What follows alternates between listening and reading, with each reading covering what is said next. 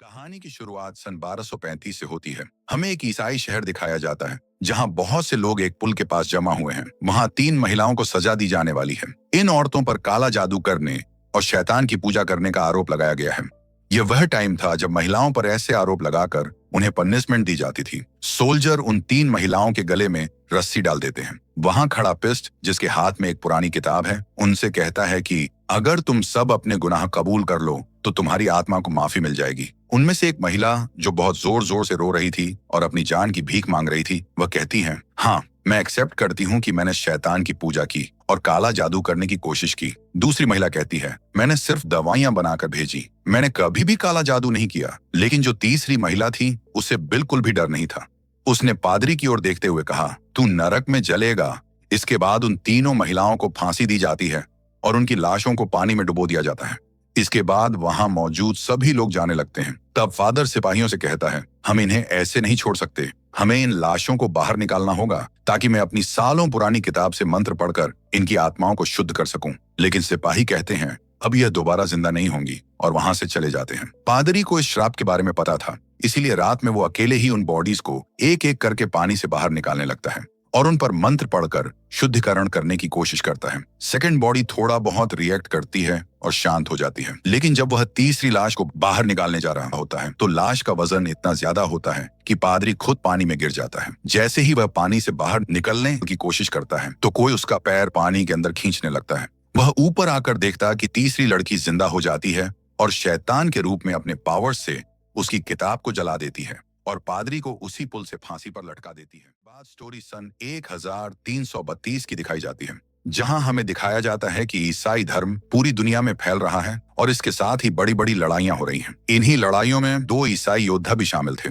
ये दोनों बहुत ही अच्छे फ्रेंड थे। एक का नाम था बेहमन और दूसरा था फेल्सन। ये दोनों बहुत ही ताकतवर योद्धा थे और कई सालों तक धर्म के नाम पर युद्ध करते रहे। इन्होंने कई लड़ाइयां लड़ी थीं और आज तक स्मिर्ना की जंग के दौरान ये लोग एक शहर पर हमला करते हैं और उसे अपने कब्जे में ले लेते हैं। लेकिन इसी दौरान बेहमन की तलवार से गलती से एक मासूम लड़की की जान चली जाती है।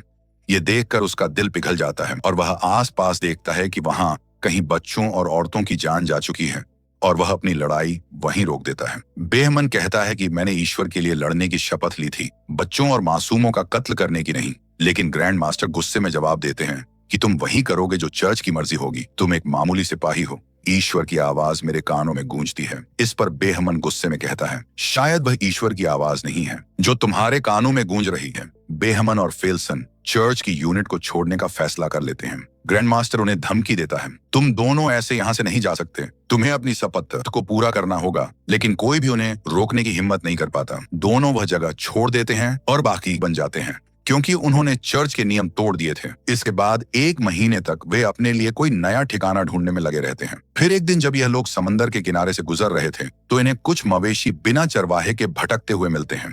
आगे चलकर इन्हें एक घर नजर आता है। जब ये लोग उस घर के अंदर जाते हैं तो वह घर खाली होता है। घर की तलाशी लेने पर इन्हें घर के मालिक का पता चलता है। वहां एक आदमी और एक औरत बुरी हालत में लेटे होते हैं और उसका पति बिस्तर पर मरा हुआ मिलता है। दोनों एक खतरनाक बीमारी के कारण अपनी जान गंवा चुके थे। उनका पूरा शरीर बीमारी की वजह से बिगड़ चुका था। बेहमन और फेल्सन उस घर को जला देते हैं ताकि बीमारी फैलने से रोकी जा सके। रास्ते में फेल्सन बेहमन से पूछता है कि हमने तो बहुत कुछ झेला है, लेकिन ऐसी मौत से बचने के लिए इंसान आखिर क्या करें। फिर वह आगे बढ़ते हैं तो उन्हें एक बड़ा शहर नजर आता है। फिल्सन कहता है, शायद हमें पकड़ा जा सकता है, हमें शहर में नहीं जाना चाहिए। लेकिन बेहमन कहता है, हमें खाने का सामान और अच्छे घोड़ों की जरूरत है ताकि हम और लंबा सफर तय कर सकें। मजबूरी में दोनों उस शहर में जाने का फैसला करते हैं। शहर में पहुंचते ही बेहमन और फेल्सन अजीब हालात देखते हैं। यहाँ के लोगों का हाल बहुत बुरा था। गलियों में लाशें पड़ी थीं, लोग रो रहे थे, चिल्ला रहे थे और ईश्वर से अपने गुनाहों की माफी मांग रहे थे। कुछ लोग तो खुद को ही मार रहे थे। फेल्सन कहता है, आखिर यह कैसा पागलपन है। तभी पास ही खड़ा एक आदमी उसकी बात सुन लेता है और जवाब देता है, ये महामारी है, एक ऐसी बीमारी जिसका कोई इलाज नहीं है। ये बीमारी पिछले 3 साल से यहाँ फैली हुई है। इसकी वजह से हर 4 में से 3 आदमी मर रहे हैं। उस आदमी का नाम इकबाल था। वह दोनों से पूछता है, आखिर तुम लोग कौन हो? बेहमन जवाब देता है, हम मुसाफिर हैं और हमें इस बारे में कुछ भी पता नहीं था। दोनों ईसाई योद्धा थे, लेकिन इन्हें कोई नहीं पहचानता। जब ये लोग घोड़े खरीदने की कोशिश करते हैं तो वहां एक आदमी बेहमन की तलवार देख लेता है। ये तलवार नाइट्स की होती थी, जैसे ही यह बात फैलती है, जिससे शहर के सिपाहियों को खबर मिल जाती है कि ये दोनों असल में नाइट्स हैं और जंग से भागे हुए हैं, तो सिपाही इन दोनों को पकड़ने आते हैं। बेहमान और फेल्सन उनसे लड़ते हैं, लेकिन आखिरकार ये दोनों हार मान लेते हैं। लेकिन इन्हें जेल में डालने की बजाय पिस्ट के द्वारा किंग के पास लाया जाता है। किंग भी इस बीमारी का शिकार हो चुका था और बिस्तर पर पड़ा हुआ था। किंग दोनों का नाम पूछता है और नाम सुनते ही वह चौंक जाता है और कहता है, मैं तुम दोनों को जानता हूँ। तुम्हारी जीत की कहानियां दूर दूर तक मशहूर हैं। इसके बाद किंग बताता है, ये महामारी हमारे लोगों को खत्म कर रही है। असल में ये नरक से भेजा गया एक श्राप है। इसे एक जादूगरनी ने काले जादू से हम पर डाला है और अब वह जादूगरनी पकड़ ली गई है और उसने खुद ही ये माना है। किंग आगे बताता है, इस श्राप को खत्म करने का एक ही तरीका है, जादूगरनी को सेवे के गिरजाघर में ले जाना होगा। वहां के सन्यासी ही इस श्राप को खत्म कर सकते हैं। लेकिन बेहमन कहता है, मेरा इन सब से क्या लेना देना। किंग कहता है यह काम हम नहीं कर सकते, लेकिन अगर तुम हेल्प करो तो जादूगरनी को सेवर तक ले जाया जा सकता है। क्या तुम चर्च की सेवा करना चाहोगे? बेहमन इस काम को करने से साफ इनकार कर देता है। उसके इनकार के बाद किंग फिल्सन और बेहमन दोनों को जेल में डालवा देता है। उसी काल कोठरी में एक लड़की भी थी। जब ये दोनों उसे देखते हैं तो फिल्सन पूछता है, क्या यही वह चुड़ैल है? बेहमन जवाब देता है, ये तो बिल्कुल चुड़ैल जैसी नहीं लगती। रात को बेहमन एक बुरा सपना देखता है जिसमें वह एक मासूम औरत की जान ले रहा था। जब वह आंखें खोलता है तो देखता है कि वह लड़की जो रो रही थी, उसकी कमर पर जख्म के निशान थे, जैसे किसी ने उसे बहुत मारा हो। यह देखकर बेहमन का इरादा बदल जाता है। वह चर्च के लिए नहीं बल्कि उस लड़की के लिए इस मिशन पर जाने का फैसला करता है ताकि वह उसकी जान बचा सके। अगले दिन वह प्रीस्ट से मिलते हैं और कहते हैं, हम तुम्हारी मदद करेंगे, लेकिन इस लड़की के साथ इंसाफ होगा और हम पर जो भी इल्जाम लगे हैं उन्हें हटाना होगा। इस यात्रा में उनके साथ एक नामी सैनिक भी शामिल हो जाता है और पादरी भी। पादरी के पास एक नक्शा होता है, लेकिन यह काफी लंबा सफर था और यह पहाड़ियों के बीच से गुजरता था जहां गिरजाघर स्थित था। बेहमन और फेल्सन सिर्फ नक्शे पर ही भरोसा नहीं कर सकते, इसीलिए वे किसी ऐसे शख्स की तलाश करते हैं जो पहले वहां जा चुका हो और वापस भी आ चुका हो, कोई ऐसा जिसे रास्ता याद हो। पादरी उन्हें एक कैद किए गए आदमी के पास ले जाता है जिसे धोखाधड़ी के जुर्म में पकड़कर जेल में डाला गया था। बेहमन उसे एक सौदा करता है, अगर तुम हमें सेवर तक ले जाओ तो तुम्हारे ऊपर लगे इल्जाम खत्म कर दिए जाएंगे। वह इसके लिए तैयार था। अब वे सफर पर निकल जाते हैं। साथ में पादरी और एक सैनिक भी था और रास्ता दिखाने वाला एक आदमी भी था। सलाखों से बनी एक बग्घी में वे लड़की को ले जाने वाले थे। जब यह लोग उसे लेने के लिए काल कोठरी में जाते हैं तो वह उन पर हमला कर देती है, लेकिन फेल्सन उसे बेहोश कर देता है और फिर उसे लेकर जाते हैं।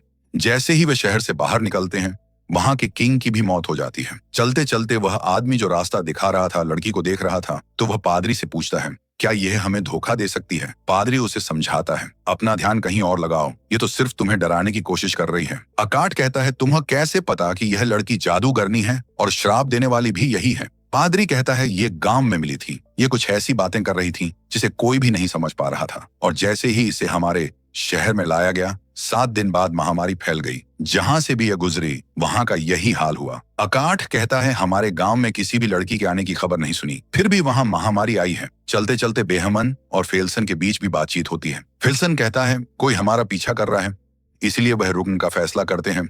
जब वे रुकते हैं तो उसे पकड़ लेते हैं। बेहमन उसका नकाब उतारता है तो पादरी कहता है, यह किंग के यहाँ काम करने वाला एक मुलजिम है, इसका नाम के है। बेहमन कहता है, अच्छा यही होगा कि तुम यहाँ से चले जाओ। लेकिन के कहता है, नहीं, मैं तुम लोगों के साथ जाना चाहता हूँ, तुम सबकी सेवा करना चाहता हूँ, बदले में आप मुझे एक नाइट बना देंगे। फेल्सन उसकी हंसी उड़ाता है, लेकिन फिर कुछ देर बाद एक लड़ाई होती है जिसमें वह फेल्सन को हरा तो नहीं सकता, लेकिन उसका डटकर मुकाबला करता है। इस बात से बेहमन उससे प्रभावित हो जाता है और उसे अपने साथ इस सफर में शामिल कर लेता है। को बेहमन और फिल्सन के द्वारा की गई लड़ाइयों की तारीफ करता है। जब बेहमन लड़की को खाना और कंबल देने जाता है तो वह लड़की उसे कहती है, तुम बाकी सब की तरह नहीं हो, तुम अच्छे इंसान हो। फिर वह पूछती है, सवेर में मेरे साथ क्या होगा? बेहमन जवाब देता है, इंसाफ होगा। तभी लड़की उसे एक कहानी सुनाती है। हमारे गांव में एक लड़की पर काले जादू का इल्जाम था। लोगों ने उसकी जेबों में पत्थर भर दिए और उसे पानी में डुबो दिया। उन्होंने कहा था कि अगर यह औरत डूबी तो यह एक इंसान है, और अगर नहीं डूबी तो यह एक चुड़ैल है। वह लड़की नहीं डूबी तो लोगों ने उसे जिंदा जला दिया। बेहमन उसे भरोसा दिलाता है, तुम्हारे साथ ऐसा कुछ नहीं होगा, और साथ ही वह पादरी की तरफ इशारा करती है। बेहमन पूछता है, क्या पादरी ने तुम्हें चोट पहुंचाई? लड़की सिर हिलाकर जवाब देती है, हाँ। जब बेहमन वापस आता है तो पादरी उससे पूछता है, उसने तुमसे क्या कहा? बेहमन कहता है, तुम क्यों जानना चाहते हो? पादरी उसे समझाता है कि उसे अपने दिल के राज मत बताना और न ही उसकी बातों पर विश्वास करना। वह बहुत चालाक है, वह हमें आपस में लड़ा सकती है। फिर रात बिताने के लिए वे जंगल में रुकते हैं। पादरी सबसे कहता है, हमें पहरा देना होगा तो अकाट पहले पहरा देता है। वह उस लड़की की तरफ देख रहा था। कुछ घंटे बाद जब पादरी उसके पास आता है तो अकाट कहता है, ये लड़की मुझे मेरी बेटी की तरह लग रही है। ये सुनते ही लड़की उदास हो जाती है। जैसे ही अकाट जाने वाला था, लड़की रोने लगी। वह कहती है, मुझे इस पादरी के साथ अकेला मत छोड़ो। अकाट पूछता है, तुम्हें इससे डर क्यों लगता है? इतने में लड़की अकाट को पकड़ लेती है। उसे बचाने के लिए पादरी जैसे ही आगे आता है, लड़की पादरी का हाथ जख्मी कर देती है और उसके गले से चाबी ले लेती है और वहां से भाग जाती है। यह शोर सुनते ही बेहमन, फेल्सन और के वहां पहुंचते हैं। पादरी से पूछते हैं कि क्या हुआ, तो पादरी बताता है कि वह लड़की भाग गई। वे सभी पास के गांव में जाते हैं ताकि उसे पकड़ सकें। उस गांव में भी महामारी फैल चुकी थी। वहां ज्यादा लोग नहीं थे और जो थे वे बीमार थे। फिर लड़की अपनी शक्तियों का इस्तेमाल करने की कोशिश करती है। जैसे ही वह अकाट को अकेला धकती है तो वह उसकी बेटी की तरह आवाज निकालती, जिससे अकाट को वह अपनी बेटी जैसी लगती है। वह उसकी ओर बढ़ता है तो के को लगता है कि शायद वह उसे मारने के लिए बढ़ रहा है। वह अपनी तलवार आगे करता है और इस वजह से एक अकाट की मौत हो जाती है। यह देखकर के बहुत घबरा जाता है और बार बार कहता है, ये मैंने क्या कर दिया? ये रुक नहीं रहे थे। मैंने इन्हें बहुत कहा लेकिन वे मुझे मीरा मीरा पुकारते हुए मेरी तरफ बढ़ रहे थे। इसी बीच वह लड़की भी मिल जाती है। वह रोते हुए कहती है, मुझे वापस मत ले जाओ। मुझे वहां से भागना पड़ा क्योंकि वह मेरे साथ बुरा करता था। असल में उसका मतलब उसकी मौत से था और सभी बहुत दुखी थे। अगली सुबह लड़की को वापस बग्घी में कैद कर लिया जाता है और वह फिर से सेवर की ओर अपना सफर शुरू करते हैं। मगर जाने से पहले पादरी बेहमन से कहता है कि तुम और बाकी सब लोग अपनी प्राइवेट बातें जादूगरनी के सामने मत करना, क्योंकि वह इन बातों का इस्तेमाल हमारे खिलाफ कर सकती है। कल रात अकाट अपनी बेटी के बारे में बात कर रहा था और जादूगरनी ने वह सुना और अब देख लो उसका परिणाम। चलते चलते वे लोग रस्सी और लकड़ी के एक पुराने पुल के सामने रुक जाते हैं। एक आदमी कहता है कि मैं काफी साल पहले यहाँ आया था, तब यह पुल ठीक ठाक स्थिति में था, लेकिन अब यह बहुत कमजोर हो चुका है। इसे पार करना खतरे से खाली नहीं होगा, खासकर तब जब उनके पास भारी भरकम बग्घी हो। फिर भी वे पुल पार करने का फैसला करते हैं और बग्घी को रस्सी से बांधकर धीरे धीरे आगे बढ़ाते हैं। इस दौरान पुल टूटने लगता है और के मरते मरते बचता है, लेकिन लड़की उसकी जान बचा लेती है। किसी तरह वे पुल पार कर लेते हैं, लेकिन जैसे ही वे दूसरी तरफ पहुंचते हैं, पुल पूरी तरह टूट जाता है। पुल पार करने के बाद वे एक खतरनाक जंगल में दाखिल हो जाते हैं, जहां रास्ता बिल्कुल भी साफ नहीं दिख रहा था। मजबूरी में वे जंगल में रात बिताने का फैसला करते हैं। रात में के लड़की के पास जाता है और उसे धन्यवाद देता है कि उसने पुल पर उसकी जान बचाई, लेकिन इतने में बेहमन वहां आ जाता है। लड़की बेहमन से ऐसी बातें करने लगती है जिससे बेहमन को उस पर शक होने लगता है। रात के बीच में बेहमन की नींद खुल जाती है क्योंकि वह एक बुरा सपना देख रहा था। जागने पर वह देखता है कि एक आदमी हथियार लेकर बग्घी के पास खड़ा है। बेहमन उसे देखकर चौंक जाता है और वह कहता है, इसकी वजह से हम सब मारे जाएंगे। इसे मार डालो, इससे छुटकारा पाओ, कोई हमें नहीं रोकेगा। तभी फेल्सन वहां आता है और उस आदमी के हाथ से हथियार छीन लेता है। उसी समय लड़की उनकी बातें सुन रही होती है और अचानक वह भेड़ियों जैसी आवाजें निकालने लगती है। इससे पहले कि कोई कुछ समझ पाता, भेड़िए उन पर हमला कर देते हैं। पहले तो वह सब मिलकर भेड़ियों का सामना करते हैं और उन्हें मार देते हैं, लेकिन उन्हें एहसास होता है कि काफी सारे भेड़िए उनकी तरफ बढ़ रहे हैं, तो वह सभी वहां से भागने का फैसला करते हैं।